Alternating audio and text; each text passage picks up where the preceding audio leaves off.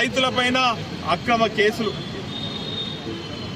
అక్రమ కేసులు పెట్టడమే కాకుండా జైలులో ఉంటే వారు అనారోగ్యంతో బాధపడుతుంటే వారికి సంఖ్యలు లేచి ఇటు ఆసుపత్రికి తీసుకుపోవటాన్ని చూస్తుంటే ప్రజాస్వామ్యవాదులందరూ కూడా దీన్ని తీవ్రంగా ఖండిస్తారు.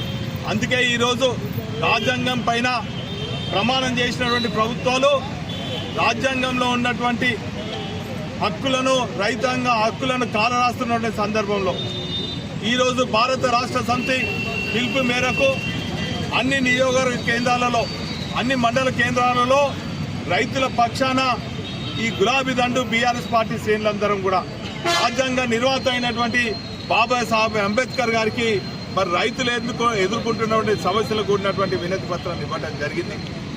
ఈరోజు ఇంతటితో మేము ఆగము.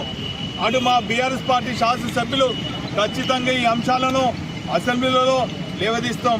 అదేవిధంగా బయట రైతాంగానికి అండగా ఉండేదానికి ఈరోజు ప్రజాస్వామ్యబద్ధంగా అన్ని రకాలుగా అండగా ఉంటామన్నటువంటి విషయాన్ని సందర్భంగా తెలియజేసుకుంటూ మరి కేవలం రైతాంగానే దగా చేయడం కాదు, ఈరోజు సంవత్సరం కింద మరి ప్రభుత్వంకి వచ్చినటువంటి కాంగ్రెస్ ప్రభుత్వం 420 హామీలు ఇచ్చి 6 గ్యారెంటీలు ఇచ్చి యావత్ తెలంగాణ ప్రజానికాన్ని మోసం చేసి ఇటు రైతాంగాన్ని, విద్యార్థులను, మహిళలను, యువకులను, అన్ని వర్గాల ప్రజలను దగా చేసి ఈరోజు రాజ్యం వెళ్తున్నటువంటి కాంగ్రెస్ ప్రభుత్వానికి వ్యతిరేకంగా ప్రజాస్వామ్యబద్ధంగా మేము ఒక బాధ్యత ఉన్న ప్రతిపక్ష పార్టీగా మరి ప్రజలకు అండగా ఉంటాం.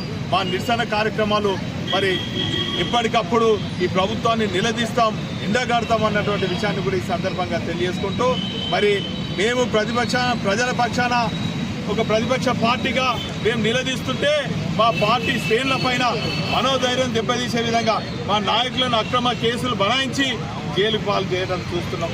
ఈరోజు ఏదేమైనప్పటికీ కూడా ఎన్ని వేల మందిని మీరు జైల్లో పెట్టినా కూడా మేము ప్రజల పక్షాన పోరాడతాం.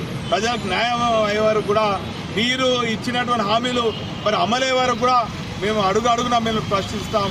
ఖచ్చితంగా ప్రజల పక్షాన పోరాడతాం అనుకునే సందర్భంగా తెలియజేసుకుంటాం. మరి ఈరోజు మరి మా బీఆర్ఎస్ పార్టీ తరఫున వరంగల్ వెస్ట్ నియోజకవర్గం నుంచి అంబేద్కర్ గారికి మరి వినతి పత్రం ఇవ్వడం జరిగింది.